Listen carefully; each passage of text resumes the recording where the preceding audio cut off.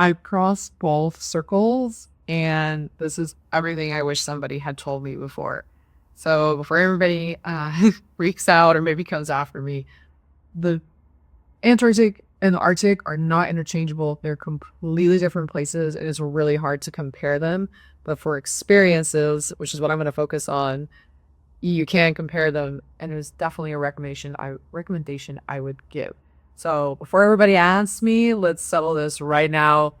Here we go. Let's dive in. Which pole or polar region, I should say, would I do first? And the answer to that, super simple. Hands down, would die on this hill. If I had it all to do again, I would go to the Arctic first. And here's why. They are completely different. And I felt that the Arctic was a little bit of a letdown in comparison to the Antarctic. Had nothing to do with the expeditions or the experiences I had. They were both absolutely wonderful and amazing. The difference is they are just two completely different polar regions. The Arctic, I didn't get to see as much wildlife as I would have liked to. It's also very, how do I describe it? It almost feels a little more like what you're used to if you go to any other like mountainous region in the world. At least that's how I felt. And before anybody comes after me for that one, I grew up in the Sierra Nevada. I grew up around Lake Tahoe, so I am very much aware of what cold, mountainous, snowy regions look like. Been there, done that for 18 years of my life. So it's not like I just lived there one winter. I'm very aware of it. And the Arctic is very similar to that. At least it reminded me of that. So there's still snow. Obviously, the snow comes in and the snow recedes. As the snow recedes, you get your Arctic flora to go with your fauna. So there's grasses and there's mosses and there's, gosh, the beautiful flowers that were starting to bloom when I was there. And you get different kind of animals. You get your foxes, you get your polar bears, your reindeer, your walruses, of course. So all the things that people think about. There's tons of birds. Thousands and thousands of birds of all different types that we got to see. Some migratory, some that do stay in the Arctic. So it's just very different versus Antarctica, where there's wildlife everywhere. You never will want to see a penguin again. I'm sure I'm going to get a comment about that one. There's thousands. You see them everywhere. And depending on the time of season you go, you see whales. And they're everywhere. Gosh, what else do we see? Tons of other birds as well. There's just so much. And it's so desolate. I mean, it is a desert. It's down there in Antarctica. And there's really just, there's ice, there's rock, there's water, there's penguins. There's the seals, there's wildlife down there, but it's just, there's no flora and fauna to compare to the Arctic. You don't get grasses. There's climate change. That's a whole other rabbit hole we can go down, but it's just very, very different. So, yeah, if I had it all to do again, I would do the Arctic first. I think another thing to look at as well in comparison is maybe which one is more difficult or pricier. I'm going to take price out of this because everybody travels differently. Some people are happy doing the budget travel thing. Some people want a little more luxury in their travel. So costs are going to vary wildly. I do think on the whole, Antarctica is a little bit more expensive for the expedition itself. But of course, going to the Arctic, the ship, sure, that has a set cost. But staying on Svalbard and Longyearbyen is very expensive. It's just incredible. The prices there, and so I think in a way it kind of starts to even out. But again, I'm not going to go down the price comparison point. I can make another video on that. Maybe we'll do an honest take on like Arctic versus the Antarctic prices. But for now, we're gonna talk about that. I think instead I'd like to talk about which one is more difficult to get to. And again, I think that really depends on where you're starting. Well, first off, where you're starting in the world. For me, it's not easy. I'm based in the United States on the West Coast. So for me, I have to fly to Europe and then fly up to the Arctic, or I have to fly down to South America and then jump on the ship to Antarctica. So uh, I think though between the two, I personally felt that the Arctic was easier logistically, and also just because I think the language barrier was a lot easier. I think the Arctic's just easier. For me personally, I flew to Oslo, and then I had a non-stop flight from Oslo to Longyearbyen on Svalbard, and everybody spoke English. I didn't have issues with that. I've had issues when I've flown to Ushuaia to go to Antarctica.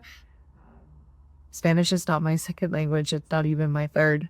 And so that was always a little bit of a barrier. Yes, things have gotten easier with the invention of technology, but technology does not always work.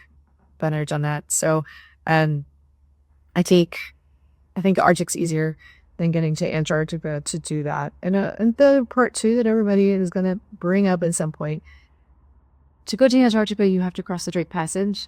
If you fly, you cheat. I will die on that hill. You have to cross the Drake, and that is not easy. Even when you don't get seasick, it's not easy. It's not fun. Going to the Arctic, it was completely different. We had one day that was like a little baby Drake.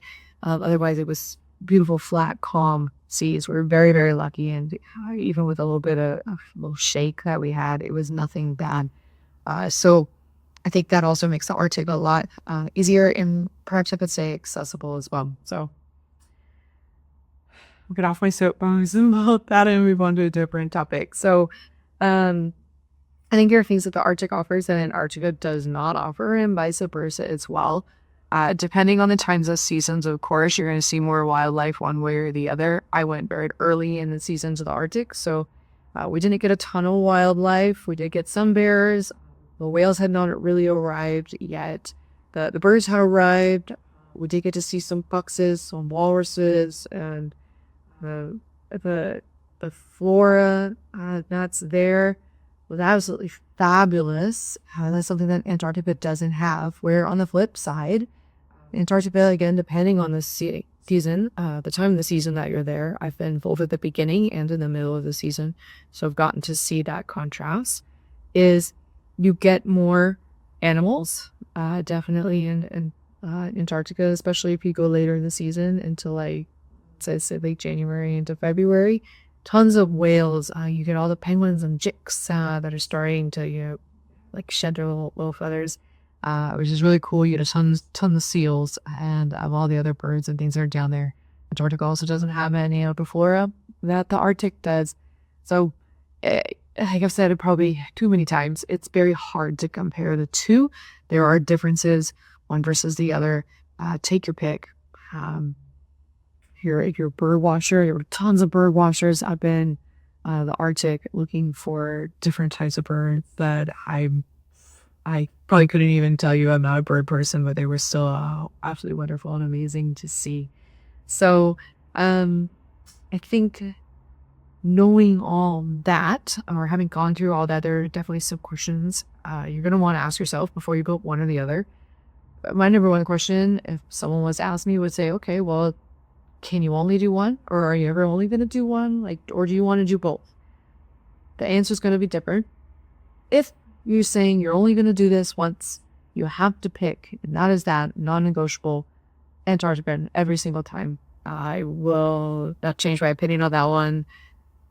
I love the Arctic, but I should say I liked the Arctic. I love Antarctica.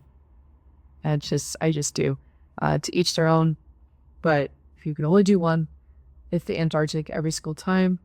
And if you can only do one, I highly recommend the longest expedition that you can possibly book. I know time away is hard for people. I know prices go up exponentially the longer you're in there. I've done both a 10-day and I've done a 14-day. So I've done 10 days on Peninsula, which isn't even 10 days on a peninsula, but it's I'm across the Drake.